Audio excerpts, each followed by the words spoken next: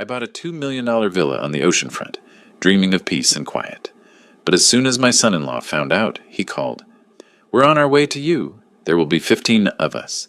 Prepare beds, towels, slippers, food. We'll be staying for 3 weeks. We'll be there in 40 minutes, so hurry up, old man." His arrogance boiled like an ocean storm, and I smiled and made a plan that would turn everything upside down. Before we continue, please subscribe to the channel and write in the comments what time it is where you are now. The phone's shrill ring shattered the peaceful afternoon silence like glass hitting concrete. I set down the crystal wine glass I'd been unwrapping and reached for my cell, expecting perhaps a congratulatory call from an old colleague. Through the kitchen's floor-to-ceiling windows, the Pacific stretched endlessly blue, waves rolling against the private beach below my new villa. "Hello? Old man, we're already on our way to you." Brian's voice hit my ear like a sledgehammer. No greeting, no pleasantries, pure undiluted entitlement.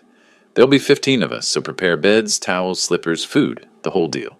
We'll stay for 3 weeks. We'll be there in 40 minutes, so hurry up." My hand tightened around the phone. 40 years of engineering work, careful savings, delayed gratification, all for this moment of peace in my dream home. Moving boxes still cluttered the marble countertops, packing papers scattered across surfaces I hadn't yet claimed as truly mine. "Brian, wait a minute. I haven't even fully moved in yet. The house isn't ready for—" "Listen, I don't care what you've got going on right now." His voice carried that familiar tone of casual dismissal, as if my concerns were mere background noise. "You've got money. That means you've got space. End of discussion."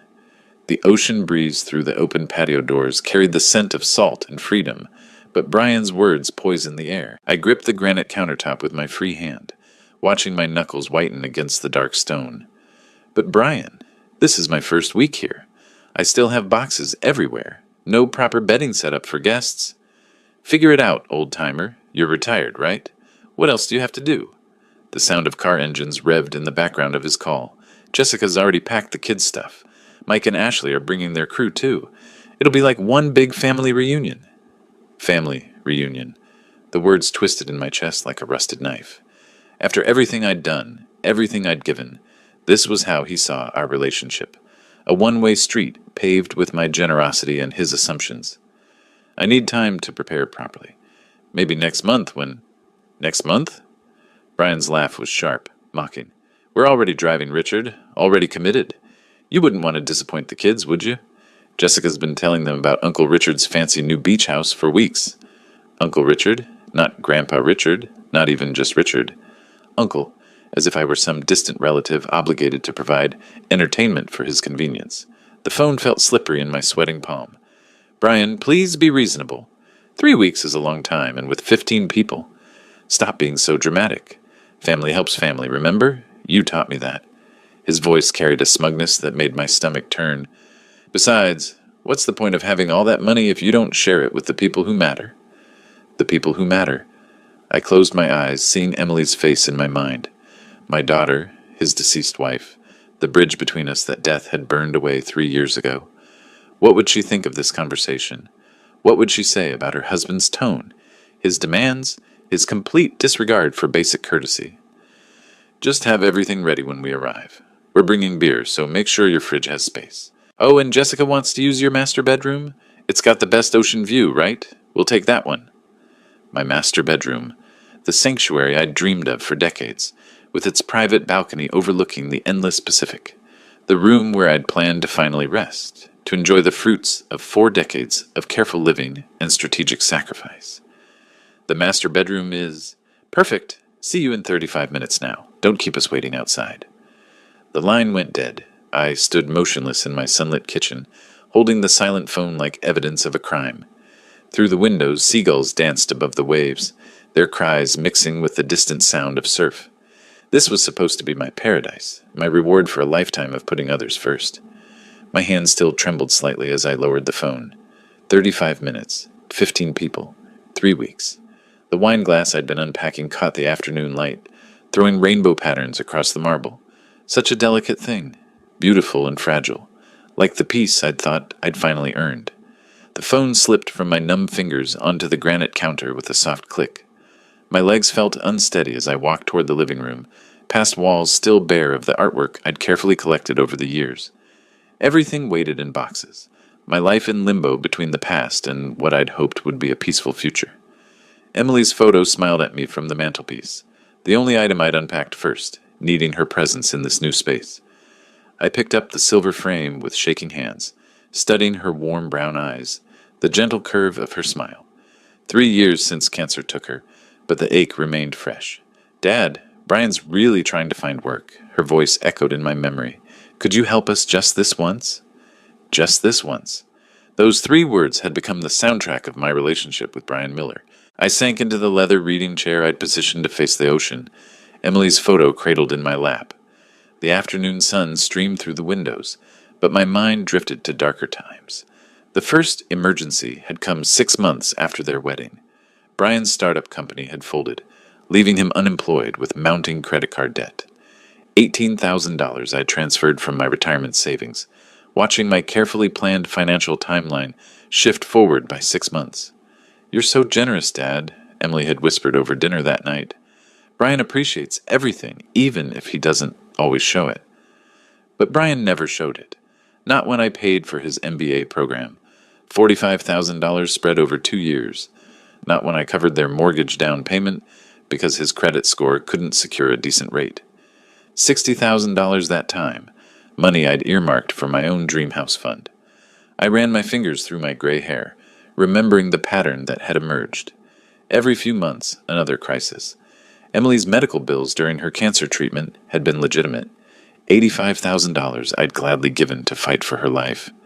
But even then, Brian had somehow made it about himself, complaining about the stress affecting his job performance. The ocean waves crashed rhythmically below, but I heard instead the sound of Brian's voice during Emily's funeral reception. "At least now we won't have all these medical bills hanging over us." My stomach had turned that day, watching him network with mourners, while I stood beside my daughter's casket. Even grief, it seemed, was just another opportunity for Brian to focus on his own convenience. After Emily died, I'd expected the requests to stop. Surely Brian would find his footing, build his own stability. Instead, they intensified. Car repairs when his warranty expired, property taxes he'd forgotten to budget for, Jessica's engagement ring upgrade because she deserved something special. I kept a mental tally, though I tried not to. $327,000 over 6 years, enough to buy a decent house in most American cities, enough to secure a comfortable retirement, without the financial anxiety that still woke me at 3 a.m., despite my careful planning. Standing slowly, I placed Emily's photo back on the mantelpiece and walked to my study. The ocean view from this room had sold me on the house, endless blue stretching to the horizon, promising peace and space to think. Instead, my reflection stared back from the window, an older man who'd spent 40 years building other people's dreams, while his own gathered dust. The worst part wasn't the money. Money could be earned again, saved again, managed more carefully.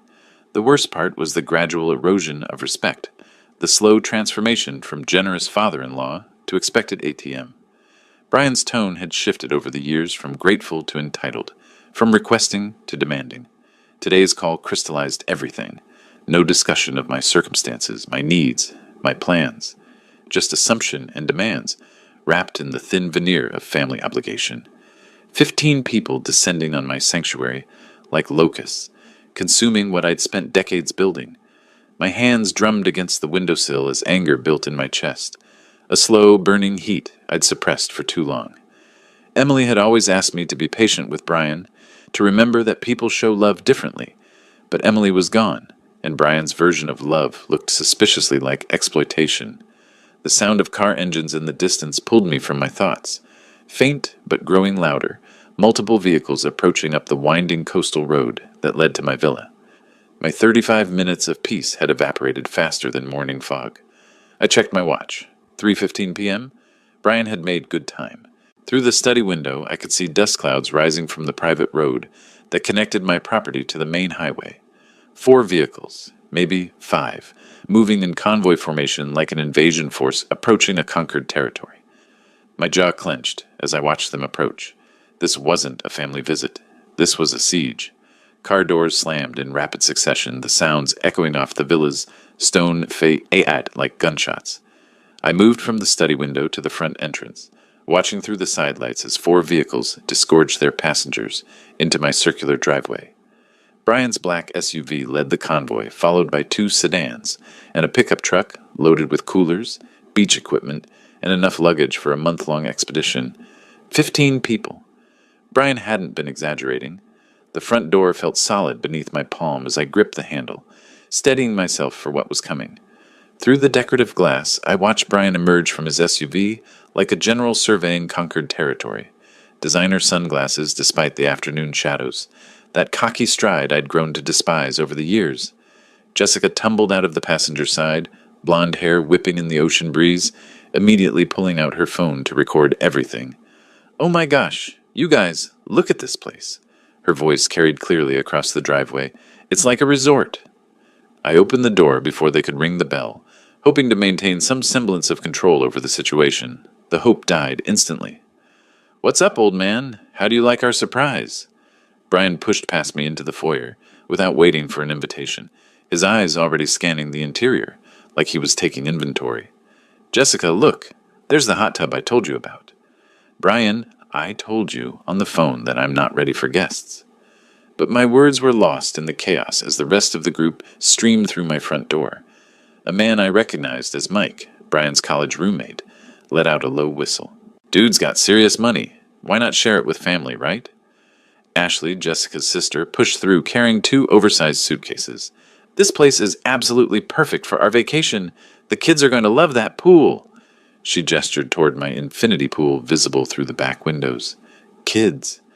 I hadn't heard anything about children on the phone. "Stop being so dramatic, Richard." Brian had already made it to the living room, his wet sandals leaving sandy footprints on my imported Italian marble. "Family helps family. You taught me that, remember?" More people flooded in, faces I didn't recognize mixing with others I'd met at Emily's funeral. Kevin, someone's boyfriend, carried a cooler full of beer like he was arriving at a college party. 2 women I'd never seen before were already discussing room assignments as if I weren't standing right there. "Excuse me," I called out, my voice barely audible over the growing din. "Could everyone please?" "Oh my gosh, you guys have to see this kitchen." Jessica had discovered the gourmet cooking space I'd spent months designing. She held her phone up, live streaming to her social media followers. "We're staying at my father-in-law's incredible beach house. Look at this view."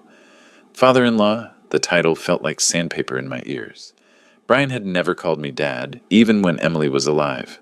Always Richard, always maintaining that distance. But Jessica claimed the family connection when it suited her purposes. Someone had found my sound system and filled the house with thumping music. Bags and coolers appeared everywhere, dumped in the foyer, stacked against my pristine walls, claimed spaces throughout my sanctuary like territorial markers. "Brian, we need to talk about this." "Later, old-timer. Right now we need to get everyone settled." He moved toward the hallway leading to the bedrooms, a parade of strangers following behind him. "Jessica and I'll take the master suite, obviously. Mike and Tracy can have the guest room with the ocean view. Ashley, you and Kevin take the one with the balcony." I stepped in front of him, blocking access to the bedroom wing. "The master bedroom is off limits. That's my private space." Brian's laugh was sharp and dismissive. He placed a hand on my shoulder, not affectionately, but with the casual condescension of someone moving an obstacle. "Come on, Richard. Don't be selfish. We drove 4 hours to get here. Jessica specifically wants the room with the best view for her morning yoga videos." The physical contact felt like a violation. I stepped back, but Brian simply pushed past me, leading his entourage down the hallway I'd walked alone for only 1 week. My hallway in my house, purchased with my money and my dreams. "This is perfect," Jessica's voice echoed from my bedroom. "The lighting in here is amazing for content creation." Content creation. My master suite was becoming a backdrop for social media posts. In the living room, Mike had opened his beer cooler and was distributing drinks without asking permission. Ashley was rearranging my furniture to create better conversation areas. Someone's child, I hadn't even seen them arrive, was running around the pool deck in wet swimwear, leaving dark footprints on the limestone I'd spent a fortune importing from Portugal. The invasion was complete. In less than 10 minutes, my peaceful villa had been transformed into a crowded vacation rental, my careful organization destroyed by the casual chaos of entitled guests who saw my generosity as their right. I stood in my own foyer, feeling like a stranger, watching people I barely knew claim ownership of spaces I'd dreamed about for decades. The ocean view through my windows remained beautiful, but it now framed a scene of occupation rather than tranquility. Brian emerged from my bedroom, grinning with satisfaction. "This is going to be the best 3 weeks ever. Jessica's already planning a housewarming party for tomorrow night. Hope you don't mind. She invited a few more people from her yoga studio." A few more people. My jaw clenched so tightly I thought my teeth might crack. This wasn't a family visit. This was a hostile takeover, and I was being demoted from homeowner to unpaid staff in my own paradise. Jessica emerged from my master bathroom like she owned the place, a white towel wrapped around her wet hair, water droplets marking a trail across my imported marble floors. She carried her designer suitcase with casual confidence, already planning where to arrange her belongings in my private sanctuary. "Excuse me." I planted myself firmly in the bedroom doorway, arms crossed. "This room is off limits." She paused, genuinely surprised by the resistance. "Oh, come on, Rick. We talked about this already. The lighting in here is perfect for my morning routine videos." "No." The word came out harder than I'd intended. "Everyone needs to leave. Now." Jessica's blue eyes widened with practiced innocence. She shifted her suitcase to one hand and placed the other on her hip, a pose I recognized from her social media photos. "Rick, honey, we're family. Why are you being so hostile?" Behind her, Brian appeared in the hallway, drawn by the unexpected confrontation. His expression darkened when he saw me blocking access to what he'd already claimed as his territory. "Richard, move aside. We've been driving for hours. This is my house." I stood my ground, my voice gaining strength with each word. "I want all of you to leave immediately." Brian's laugh was sharp and dismissive. "Your house? Really? Did you forget everything you owe our family?" He stepped closer, invading my personal space with calculated intimidation. "Did you forget who the real victim is here?" The real victim. After $300,000, after 6 years of constant financial bleeding, after giving him my daughter's inheritance and my own retirement security, I was somehow the debtor in his twisted accounting. "I don't owe you anything." My hands shook, but not with fear, with suppressed rage that had been building for years. "This conversation is over." Jessica tried to squeeze past me with her suitcase, assuming my resistance was merely theatrical. I shifted to block her path completely, and she stumbled backward with a gasp of genuine shock. "Rick, that's so rude." The commotion drew others from throughout the house. Mike appeared with a beer in his hand, Kevin close behind carrying beach towels like trophies. Ashley emerged from the guest bathroom, her makeup half applied. Someone turned down the music, and suddenly the entire group was watching our standoff. "Dude, what's your problem?"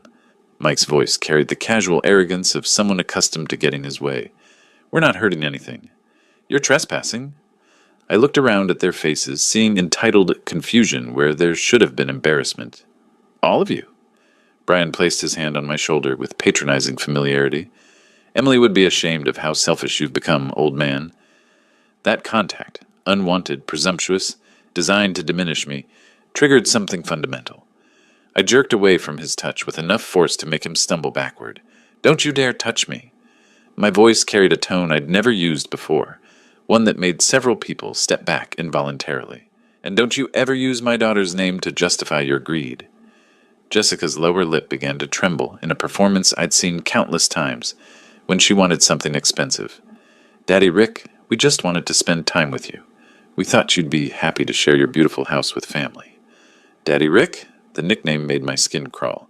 This woman who'd married my daughter's widower, who'd moved into the apartment I'd helped furnish, who'd worn Emily's jewelry to their wedding. She thought endearments would erase the audacity of her invasion. Happy? I looked around at the chaos they'd created in 30 minutes. "You want me to be happy about strangers claiming my bedroom, ransacking my kitchen, treating my home like your personal resort?" "We're not strangers," Ashley protested, though I couldn't remember meeting her before today. "We're Brian's friends. That makes us practically family." Practically family. The phrase that apparently granted unlimited access to my life, my resources, my peace. Brian sensed the mood shifting and tried to regain control. "Look, Richard, I understand you're overwhelmed. Moving is stressful. But we're here now. We've made arrangements, and turning us away would create serious problems for everyone." The threat was subtle but unmistakable. Serious problems? For whom? For his friends who'd driven 4 hours expecting a free vacation? For Jessica who'd promised her social media followers exclusive content from a luxury villa?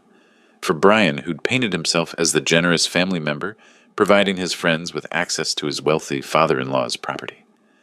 The only problem, I said, my voice steady despite the adrenaline coursing through my system, is 15 people who think they can occupy someone else's home without permission. Without permission? Brian's mask of reasonableness finally slipped. After everything this family has been through, after everything you've put us through with your demands and expectations, everything I'd put them through, 6 years of writing checks, covering emergencies, enabling their lifestyle, and somehow I was the one making demands. Kevin stepped forward, his beer-scented confidence filling the hallway. Look, Pops, maybe you should just chill out. We'll clean up after ourselves. No harm, no foul. Pops. Another casual diminishment from a stranger drinking my beer in my hallway. The group was closing ranks now, their body language shifting from apologetic to defensive. 15 against 1, in my own home. They'd spent their entire drive here assuming I'd capitulate, planning their 3-week vacation around my expected surrender. Brian moved closer again, his voice dropping to the tone he'd always used when delivering ultimatums. Think carefully about your next move, Richard. Some decisions can't be undone. Some relationships can't be repaired once they're broken. There it was, the naked threat wrapped in concern for family harmony. Cross us and lose us forever, as if their presence in my life was a gift rather than a burden I'd carried for too long. I looked around at their faces, entitled, expectant, already calculating how to spin this story to make me the villain. In their minds, I was the unreasonable rich relative who'd forgotten his place in their hierarchy of need. But standing there in my own hallway, defending my own bedroom door, I finally understood something crucial. Some relationships were already broken. Some had never been real in the first place. The question wasn't whether I could afford to lose them.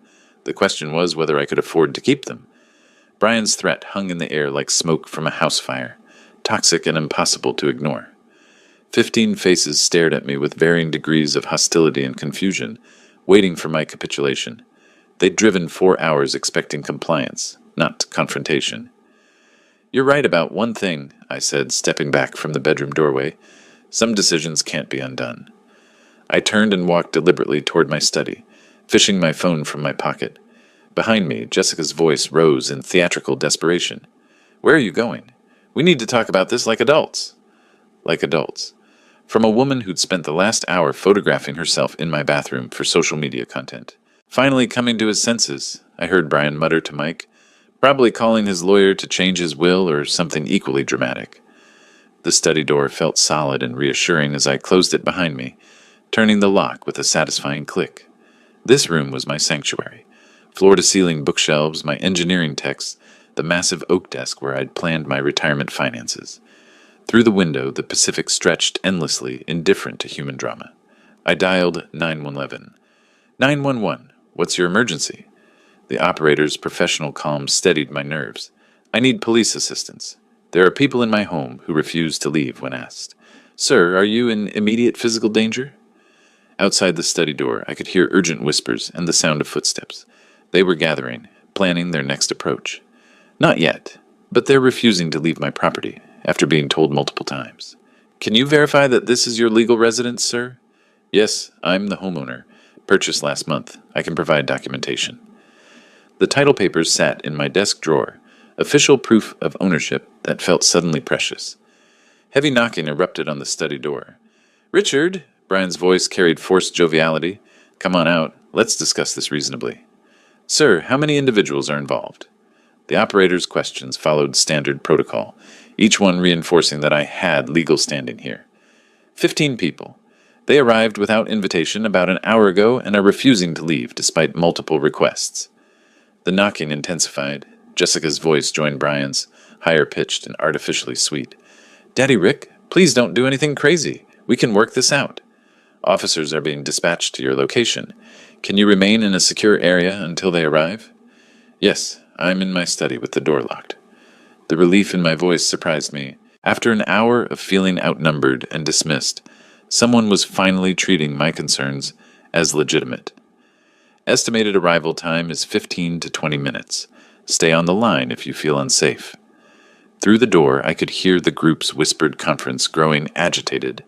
Someone, Ashley, I thought, suggested they should just leave before this gets crazy. But Brian's voice cut through the uncertainty with his usual arrogance. He's bluffing. Richard doesn't have the backbone for this. He'll come out in 5 minutes and apologize. The backbone. After 40 years of engineering work, after building a career that provided for everyone around me, after sacrificing my own dreams repeatedly for others' comfort, he questioned my backbone.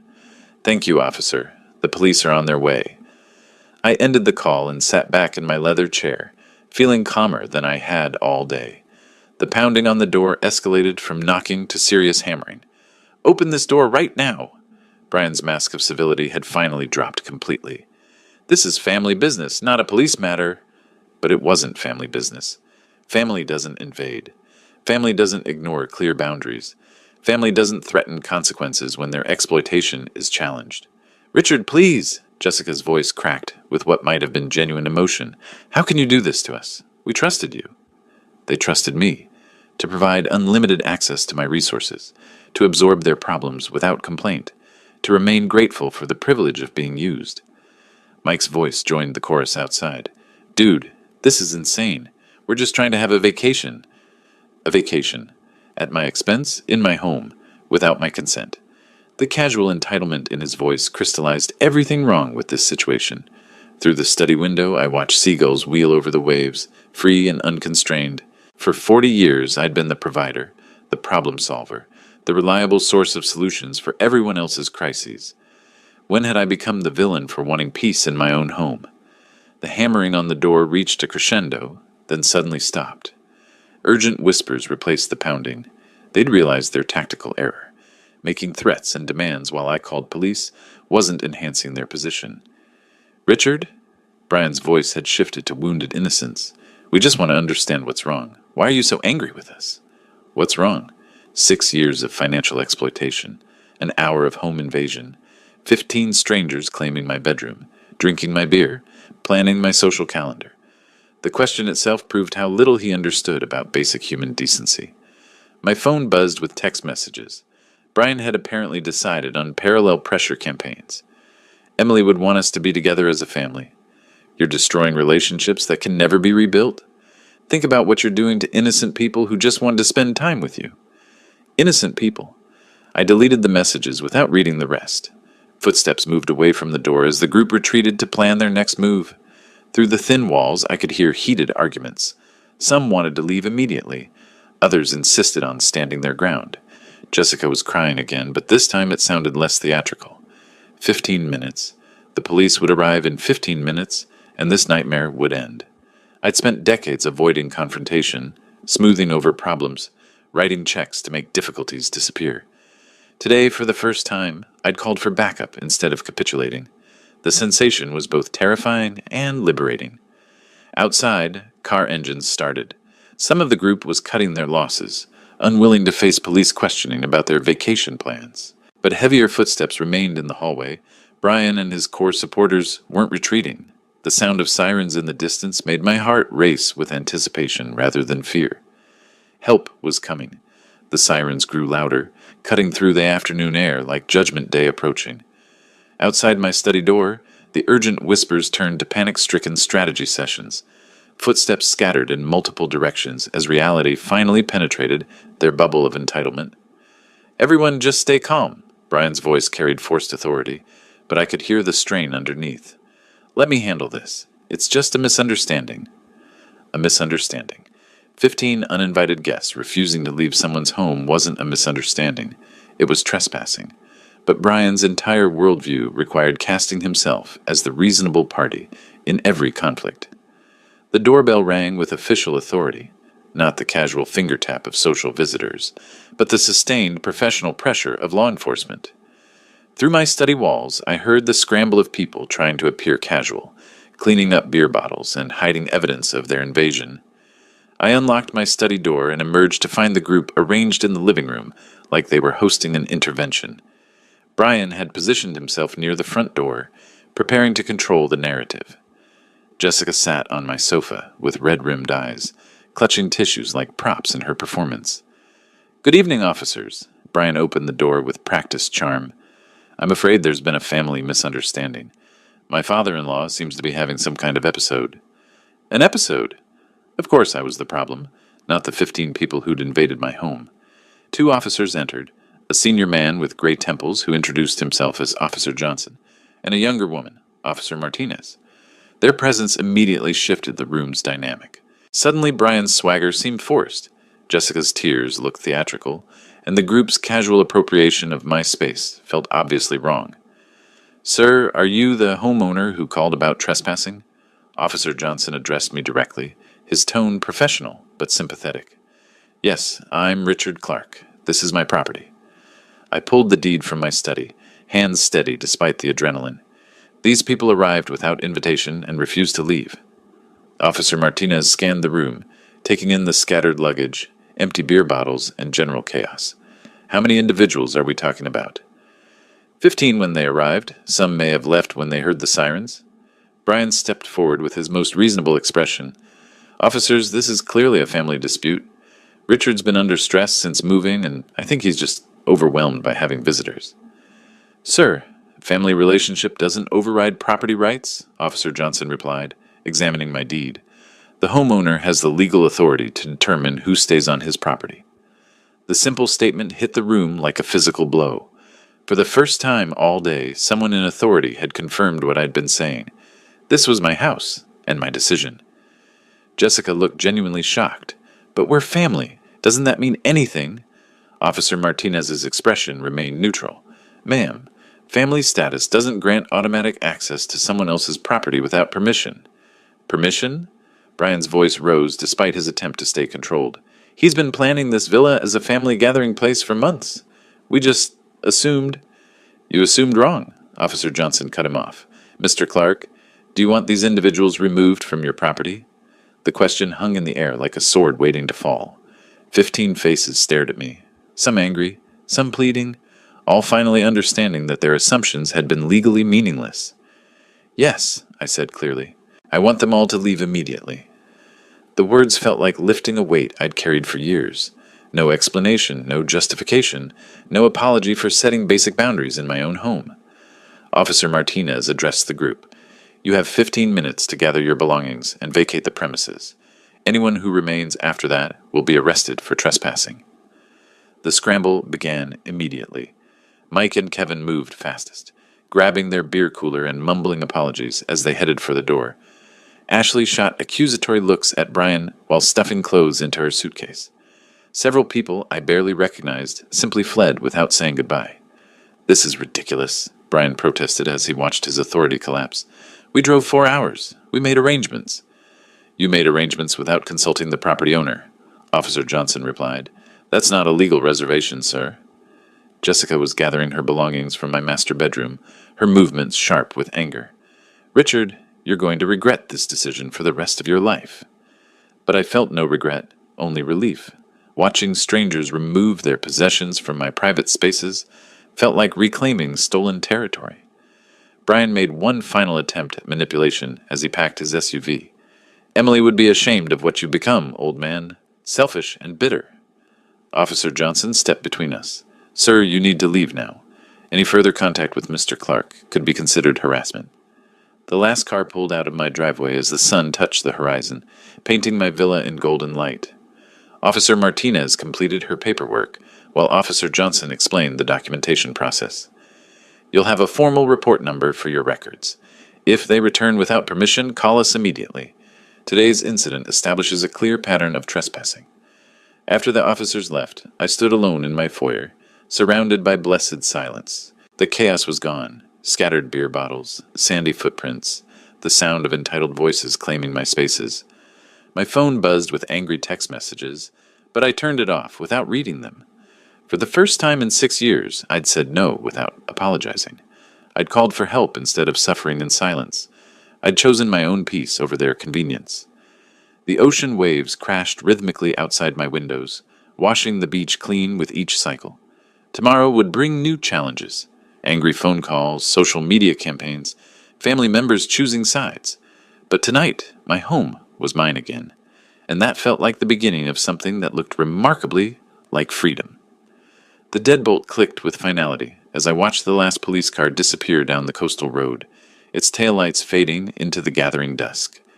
The incident report crinkled in my grip, official documentation that I'd been right, that my home was mine to control. Yet standing in my empty foyer, I felt strangely hollow instead of triumphant. Silence pressed against my eardrums after hours of chaos. No arguing voices, no footsteps on my marble floors, no music bleeding from rooms I'd never authorized anyone to occupy. Just the distant crash of waves and the gentle hum of my air conditioning system. Sounds I'd dreamed of enjoying in peace. I walked through my villa like a crime scene investigator, cataloging the evidence of invasion. Beer cans clustered on my granite countertops. Wet towel prints darkened my hardwood floors, and furniture sat askew where strangers had rearranged my careful design. In the guest bathroom, Jessica's makeup still stained my marble vanity, foundation smears like territorial markings. The master bedroom felt violated in ways beyond the physical. Someone had moved Emily's photo from my nightstand, knocked over during their claiming of my private space. I picked up the silver frame, studying my daughter's gentle face through cracked glass. "Be kind to Brian, Dad," her voice echoed in my memory. "He's hurting too." But Emily had never asked me to be a doormat. She'd requested kindness, not endless financial sacrifice. Standing in my bedroom where strangers had planned to sleep for 3 weeks, I finally understood the difference. My phone buzzed insistently from the kitchen counter where I'd abandoned it during the confrontation. The screen showed 17 missed calls and 43 text messages, all from the same contact, Brian Miller. I read them in chronological order, watching his tone shift from wounded confusion to naked threat. "Richard, we need to talk about what happened today. You embarrassed my wife in front of our friends. That's not acceptable. Family doesn't call police on family. Emily would be disgusted. You think you won today? You have no idea what's coming. By tomorrow, everyone will know what kind of person you really are. Enjoy your empty house, old man. It's all you'll have left."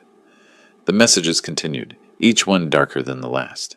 Brian's mask had finally slipped completely, revealing the manipulative core I'd been too generous to acknowledge for 6 years. But now, with official documentation of his trespassing and threatening text messages accumulating on my phone, his true nature was creating its own evidence trail. I poured myself 3 fingers of scotch and settled into my leather reading chair, the one positioned to capture the perfect ocean view.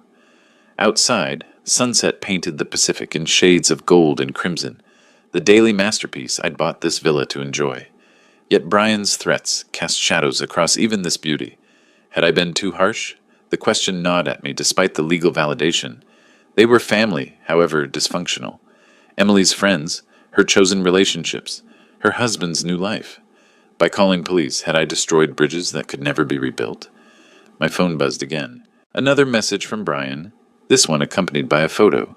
Jessica crying in their car, her mascara streaked down her cheeks in theatrical rivulets. "Look what you did to her. Happy now?" I deleted the message without responding. Jessica's tears were real, but so was my exhaustion from years of manipulation. So was my right to peace in my own home. So was the $290,000 I'd given them without receiving even basic courtesy in return. The scotch burned warm in my chest as I continued my house restoration ritual. Each straightened piece of furniture felt like reclaiming stolen territory. Each cleaned surface erased evidence of their presumption. The physical work helped process the emotional earthquake of finally saying no. But as evening deepened into night, unease crept in alongside satisfaction. Brian's final messages carried an ominous certainty that worried me more than his earlier rage. "You have no idea what's coming." Wasn't the frustrated threat of someone accepting defeat. It was a promise from someone planning retaliation. I'd won the battle for my home, but something in Brian's tone suggested the war was just beginning. Emily's photo smiled at me from the restored nightstand, her expression peaceful in the lamplight. What would she think of today's events? Would she approve of my standing firm? Or would she see only the destruction of family harmony she'd worked so hard to maintain? "I think you'd understand, sweetheart," I whispered to her image. "You taught me to be generous, not stupid." My phone lit up with another notification, the screen showing Brian's name yet again. This time I turned it off completely, but not before glimpsing the preview of his latest message. Tomorrow, everyone will see. The threat hung unfinished in the darkness, promising complications I couldn't yet imagine. Whatever Brian was planning, it would arrive with the morning sun. For tonight, at least, my home was mine. But victory had never felt so fragile. Sunlight streamed through my kitchen windows as I reached for my silent phone to check the time. 8:47 a.m. I'd slept poorly, Brian's threats echoing through restless dreams. The device felt warm in my palm, its screen lighting up with a cascade of notifications that made my stomach drop. 47 alerts from Facebook, Instagram, and text messages. My email showed dozens of new messages from people I hadn't heard from in years. Something had happened overnight, something significant enough to wake my entire social network. I opened Facebook first, immediately finding Brian's post at the top of my feed. The words hit like a physical blow. My father-in-law kicked his own family out of his house yesterday. Called the police on us like we were criminals. Money really does change people. My late wife Emily would be heartbroken to see what her father has become. We just wanted to spend time with him at his new mansion, but apparently we're not worthy anymore. Prayers needed for our family during this difficult time. The post had been shared 43 times overnight. Comments poured down the screen like accusations. Heartbreaking. Can't believe someone would treat family this way. Money corrupts. Poor Jessica and the kids. Kids. There had been no children yesterday, but Brian's narrative was already growing more tragic in the retelling. Jessica had posted a video testimonial, filmed in their car with red-rimmed eyes and trembling voice. I just can't understand how someone who used to love us could turn so cold. We brought friends to meet him, to share in his success, and he treated us like strangers. Emily used to say her dad was the most generous man alive. I guess she never saw this side of him. My hands shook as I scrolled through the responses. Old neighbors from my previous house, colleagues from my engineering firm, even Emily's college friends, all expressing shock and disappointment. The narrative was simple, compelling, and completely false, but Brian had presented it first, claiming the moral high ground before I even knew a war had started. I tried commenting on his post, fingers clumsy on the small keyboard. This is one-sided. Brian brought 15 people to my house without invitation or permission.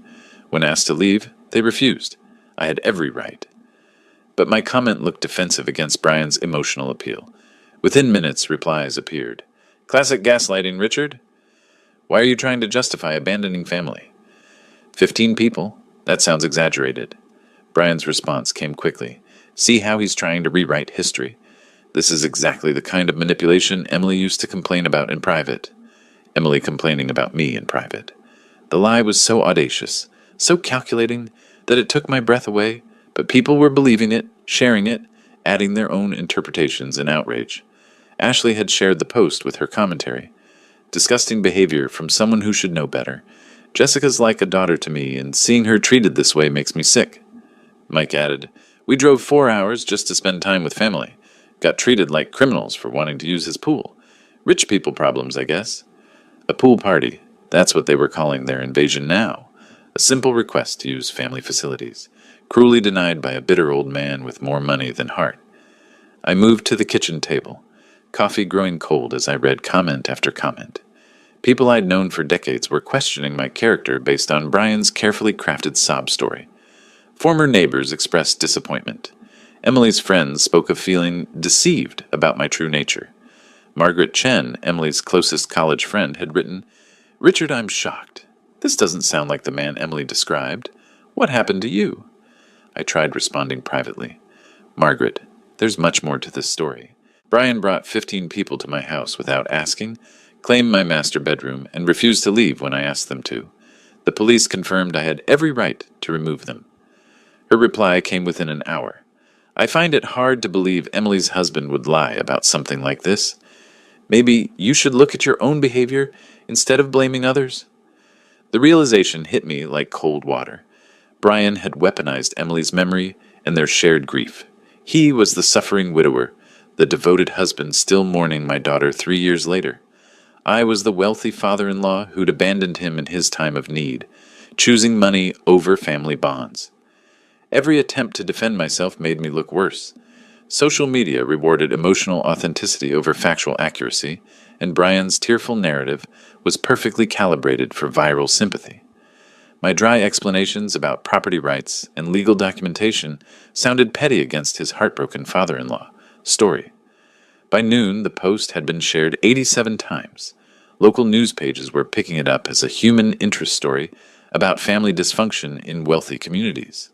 Comment threads spawned their own comment threads, each one amplifying Brian's version while dismissing my attempts at clarification.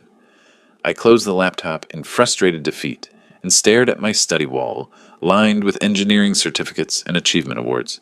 40 years of professional recognition, community service, charitable giving.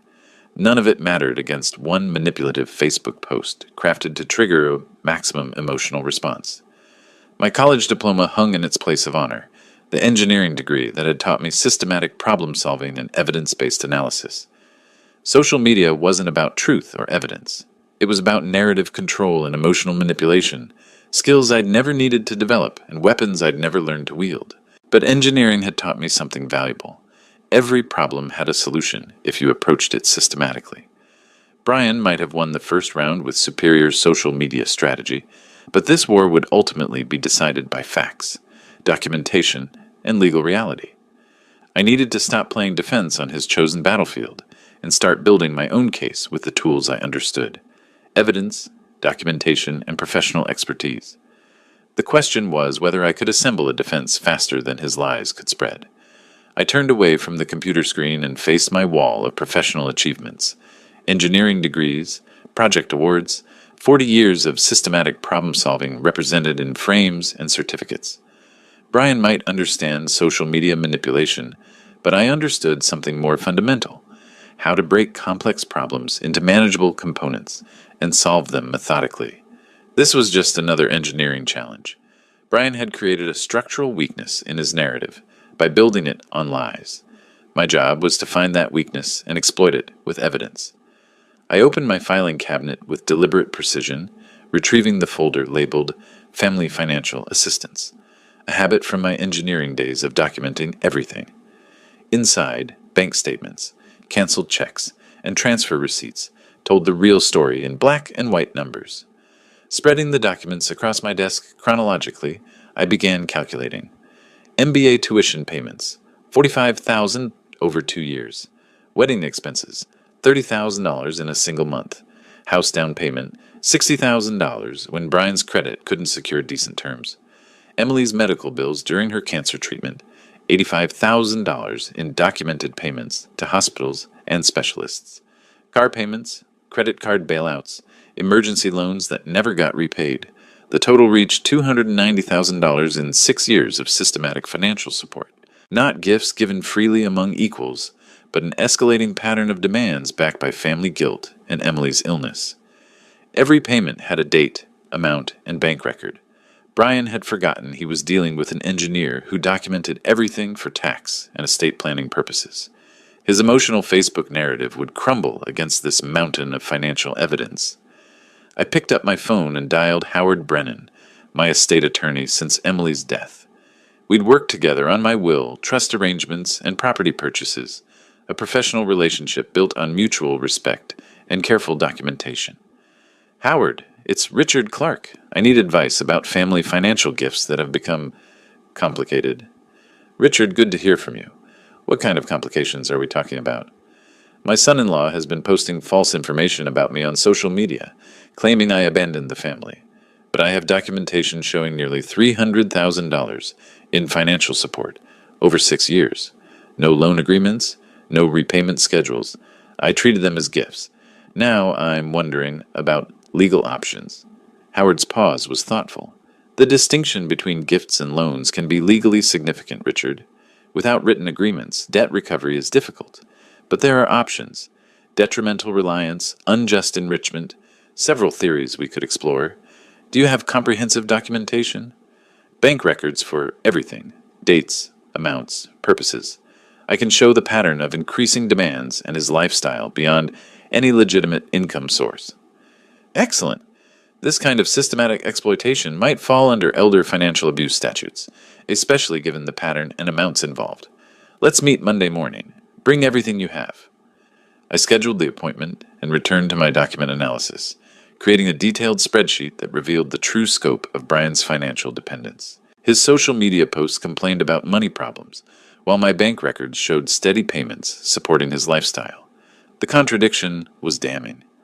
Opening Brian's Facebook page, I began screenshotting his financial complaints and requests for help dating back years. Posts about needing money for car repairs while I was paying his insurance. Complaints about expensive medical bills while my accounts showed direct payments to his doctors. A pattern of public poverty, claims contradicted by private financial support. Jessica's Instagram revealed even more damaging evidence. Photos of expensive vacations, designer clothes, restaurant meals at high-end establishments, all funded by money I'd provided while they portrayed themselves as struggling family members deserving sympathy. By afternoon, I had assembled a comprehensive file documenting 6 years of financial manipulation, timeline of payments, screenshots of contradictory social media posts, analysis of lifestyle expenses versus declared income, evidence of systematic deception spanning years, not just yesterday's incident. Brian's Facebook narrative portrayed me as a wealthy miser abandoning poor relatives. My documentation showed the opposite. A generous father-in-law systematically exploited by manipulative in-laws who'd received nearly $300,000 while portraying themselves as victims. The irony was perfect. Brian's strength, his ability to manipulate public perception, had created his weakness. Every social media post claiming poverty was now evidence of deception. Every photograph of expensive purchases was proof of fraudulent financial need. I organized the final stack of documents into a comprehensive file folder, labeling it B. Miller Financial Recovery, in my precise engineer's handwriting. This would be my opening move. Not defensive social media responses, but offensive legal action backed by systematic documentation. Placing the folder in my briefcase for Monday's legal consultation, I glanced at Emily's photo on my desk. Her gentle smile seemed approving, as if she understood that protecting myself wasn't betraying her memory. It was honoring the systematic, careful approach to life she'd always admired in me. "I think you'd approve of this approach, sweetheart," I said quietly. "No emotional manipulation, just facts and evidence." My phone rang with an unknown number, probably another reporter wanting to discuss the family feud that was apparently becoming local news. But I had work to do, documentation to complete, legal strategies to develop. Brian had chosen the wrong opponent. He'd picked a fight with someone who solved problems for a living, who documented everything, who understood that sustainable victories required solid foundations rather than emotional manipulation. This wasn't about revenge. This was about justice, self-protection, and ensuring that systematic exploitation couldn't continue hiding behind claims of family loyalty. The game had changed, and I was finally playing to win. Sunday morning dawned clear and purposeful. I sat at my study desk like a general preparing for decisive battle. The comprehensive folder labeled B. Miller Financial Recovery spread before me in organized precision. Coffee steamed beside Emily's photo as I reviewed 6 years of systematic documentation. Bank statements, transfer records, screenshots of Brian's contradictory social media posts claiming poverty while living off my generosity. At 8:30 a.m., I drove to Howard Brennan's downtown office, my briefcase heavy with evidence. The attorney had agreed to an emergency Sunday consultation after I'd explained the urgency. Brian's social media campaign was gaining momentum daily, and legal response required immediate action. "Richard, this level of documentation is remarkable," Howard said, spreading my financial records across his mahogany conference table. "Most people don't keep such detailed records of family assistance. 40 years of engineering taught me to document everything." I watched him calculate totals, his eyebrows rising with each page. I never imagined I'd need it for this purpose. Howard's fingers traced the timeline of escalating demands. MBA tuition, wedding costs, house down payment, medical bills, multiple emergency loans, all without signed agreements or repayment schedules. Brian treated you like a personal bank. The pattern became clear only when I organized it chronologically. I pulled out my analysis spreadsheet. Small requests at first, always with promises to repay when things stabilized. But his lifestyle never matched any legitimate income source. "Without signed loan agreements, we'll argue detrimental reliance and unjust enrichment," Howard explained, his voice gaining professional excitement. Your documentation proves systematic exploitation. This is an exceptionally strong case. What are my realistic chances of recovery? Howard smiled grimly. With this evidence? Excellent. Brian won't expect this level of preparation. Most family financial disputes lack documentation. You've built a fortress of facts. We spent 2 hours developing strategy. Court filing for Monday morning. Service of process to catch Brian off guard. Defamation counterclaims based on his false social media narrative. Timeline for asset discovery and payment enforcement. At noon, I drove to my bank's main branch, armed with Howard's letter requesting certified transaction records. The branch manager, Patricia Williams, personally handled my sensitive request, understanding the legal implications of comprehensive financial documentation. Mr. Clark, these transfer amounts are significant, she noted, reviewing 6 years of electronic payments to Brian Miller accounts.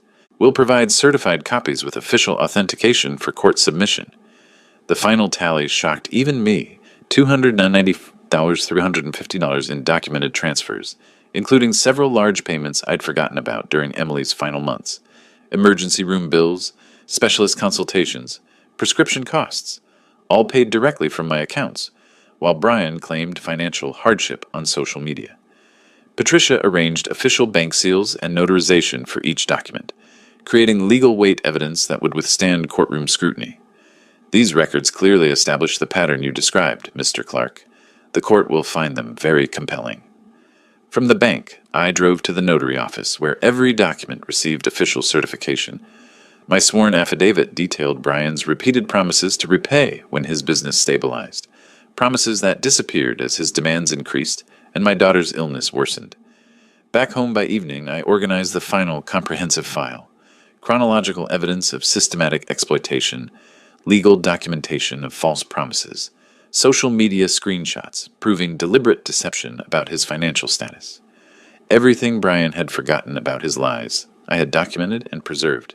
The irony was perfect. Brian's strength, manipulating public perception through emotional appeals, had created his weakness. Every social media post claiming poverty was now evidence of fraud. Every photograph of expensive purchases contradicted his claims of financial need. I placed the completed legal file in my briefcase, setting my phone alarm for early courthouse arrival. This wasn't about revenge or anger anymore. This was about justice, accountability, and protecting myself from future exploitation through proper legal channels. Looking at Emily's photo on my desk, I spoke quietly to her gentle smile. Tomorrow I fight back properly, sweetheart, the way you taught me, with integrity and preparation. My phone buzzed with another hostile message from Brian. Still waiting for your apology, old man. Family doesn't treat family this way. But Brian had no idea what was coming. While he'd been playing social media games, I'd been building an unassailable legal fortress. Engineering had taught me that sustainable victories required solid foundations, careful planning, and methodical execution. Tomorrow would prove that systematic preparation defeats impulsive manipulation. The game had changed completely, and Brian was about to discover he'd chosen the wrong opponent. The war wasn't over. It was just beginning on my terms. Monday morning arrived with the precision of an engineering timeline. I reached the courthouse at 7:45 a.m., briefcase loaded with documentation that would transform me from defendant in the court of public opinion to plaintiff in the court of law. The filing office opened at 8 a.m. sharp, and I intended to be first in line. Case filing for debt recovery and defamation, I told the clerk, sliding my comprehensive legal package across the counter. She examined the documentation with growing professional appreciation. Howard's legal formatting, bank certifications, notarized affidavits, timeline analysis that read like a forensic accounting report. This is exceptionally well prepared, Mr. Clark, she noted, processing my payment and assigning a case number. Judge Martinez handles debt recovery cases. You'll likely get expedited hearing due to the quality of evidence. Service of process was arranged for immediate delivery to Brian's address. While a court officer drove across town to deliver papers that would shatter his confidence, I returned home to launch the second phase of my coordinated attack. My laptop waited on the kitchen table. Facebook page opened to Brian's viral post about family abandonment. Time to counter his emotional manipulation with systematic facts. I crafted my response with engineering precision.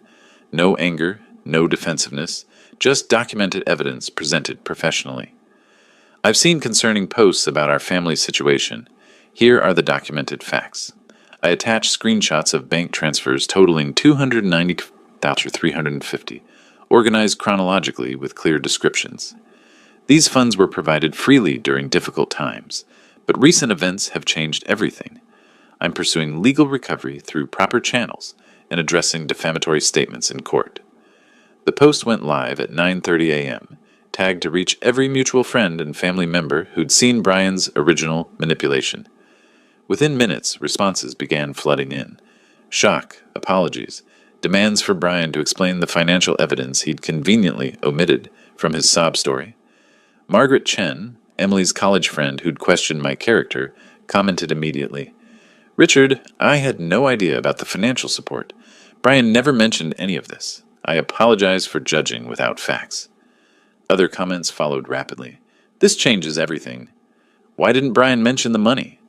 Those are serious amounts over 6 years." Richard was incredibly generous. I spent the morning methodically contacting witnesses, neighbors who'd seen Friday's invasion, Emily's friends with access to full information, my financial advisor who'd processed the large transfers, professional colleagues who could vouch for my character. Each conversation built another pillar, supporting my factual narrative. At 11:15 a.m., my phone rang. Brian's name appeared on the screen, the first time he'd called instead of texting threats. "You filed a lawsuit against me?" His voice carried genuine panic instead of his usual arrogance. "Richard, this is family business. We can work this out privately." "Family business ended when you brought 15 strangers to my home and refused to leave," I replied calmly. "Family business ended when you posted lies on social media to destroy my reputation." "Those weren't lies. You did abandon us." "Brian, I have documentation of every dollar, every promise you made to repay, every social media post where you claim poverty while spending my money. The court will decide what constitutes truth." Silence stretched across the connection. When Brian spoke again, his voice had lost all pretense of control. "What do you want? Money? I can pay some of it back." "The court will determine appropriate restitution. My attorney will handle all communication from now on." I ended the call and returned to my social media campaign, posting screenshots of Brian's threatening text messages from Friday night, alongside his public claims about wanting family reconciliation. The contradiction was stark, privately threatening an elderly man while publicly playing the victim of family abandonment. Jessica called next, her voice shaking with tears that sounded genuinely terrified, rather than theatrically manipulative. "Richard, please. Brian's talking about losing the house, losing everything. Can't we work this out like family?" "Jessica, your husband exploited my grief over Emily's death to systematically extract nearly $300,000. He brought 15 people to my home without permission and called police intervention family abandonment. This stopped being about family the moment he chose manipulation over honesty. By afternoon, the social media landscape had shifted completely. Brian's original post was buried under comments, demanding explanation for the financial evidence. Former supporters were sharing my documentation, expressing shock at the scale of undisclosed financial support. Emily's friends, who'd initially supported Brian, were now apologizing and questioning his honesty about everything. Brian's social media accounts went silent around 2 p.m. No responses to the mounting questions, no attempts to explain away the financial evidence. The man who dominated narrative control for days had been neutralized by simple presentation of documented facts. Howard called at 3:30 p.m. with updates from court. "The judge reviewed your filing and Brian's panicked response. He's requesting settlement discussions through counsel. Richard, he knows he's lost. This level of documentation in a family financial dispute is unprecedented." Evening brought a final call from an unknown number. Brian's voice was barely recognizable, the confident manipulator, replaced by someone facing consequences for the first time in years. "Richard, I need to talk. Can we meet? Please?" The desperation in his voice was complete, but meetings and discussions belonged to the past, when I'd believed family loyalty required unlimited tolerance for exploitation. "All communication goes through my attorney now, Brian. You know his contact information." I hung up and walked to my deck, watching sunset paint the Pacific in brilliant oranges and purples. Tomorrow would bring more legal proceedings, more social vindication, more confirmation that systematic preparation defeats emotional manipulation. The war was essentially over. Brian had brought a social media campaign to a legal documentation fight and discovered the limitations of lies when confronted with certified bank records. Justice was no longer coming. It had arrived. Friday morning, May the 2nd, I entered the courthouse with calm confidence, Howard beside me carrying additional documentation we'd compiled during the week. Across the hallway, Brian sat slumped in a chair beside a harried-looking public defender, his designer sunglasses gone. His arrogant posture collapsed into defeated resignation. The transformation was remarkable. 5 days ago, he'd controlled the narrative, commanded social media sympathy, and treated my home like conquered territory. Now he looked like what he'd always been beneath the manipulation, a middle-aged man who'd built his lifestyle on someone else's generosity and faced consequences for the first time in his adult life. Judge Martinez reviewed the case file with methodical attention. Mr. Clark, your documentation is extraordinarily comprehensive. Mr. Miller, your counsel indicates you wish to avoid trial through settlement discussion. Brian's attorney, clearly working with limited resources and overwhelming evidence, attempted a weak defense. Your Honor, my client maintains these were family gifts, given freely during times of mutual grief and support. Counselor, Judge Martinez replied, holding up screenshots of Brian's social media posts. Your client's own statements contradict that position. Here he claims financial hardship, while bank records show systematic support from the plaintiff. Here he promises repayment when business stabilizes, then later claims gifts were unconditional. Howard presented our timeline analysis. 6 years of escalating demands, promises of repayment, lifestyle maintenance through Richard's funding while publicly claiming poverty. The pattern was undeniable when displayed chronologically. Furthermore, the judge continued, the defamatory social media campaign attempted to destroy Mr. Clark's reputation through deliberate omission of material facts. This constitutes both unjust enrichment and defamation. Brian's attorney requested a recess to consult with his client. 20 minutes later, they returned with a settlement proposal. $150,000 restitution over 3 years, public retraction of social media statements, and cessation of all defamatory communication. Mr. Clark? Judge Martinez asked, do you find this proposal acceptable? I looked at Brian's defeated face, remembering Emily's gentle voice asking me to be kind to Brian, Dad. He's hurting too. But Emily had never asked me to be a doormat. She'd requested kindness, not unlimited financial exploitation. I accept the settlement, Your Honor. Justice doesn't require destroying someone, just holding them accountable. The judge entered the agreement into official record. Brian would have 30 days to begin payments or face asset seizure. His required public retraction would be posted to all social media platforms where he'd spread his false narrative. Walking out of the courthouse, I felt Emily's presence more clearly than I had since her death. Not the manipulated memory Brian had weaponized, but her genuine spirit, generous but wise, kind but not naive, loving but protective of those she cared about. Back at my villa, I posted the court decision to social media, with dignity rather than vindictiveness.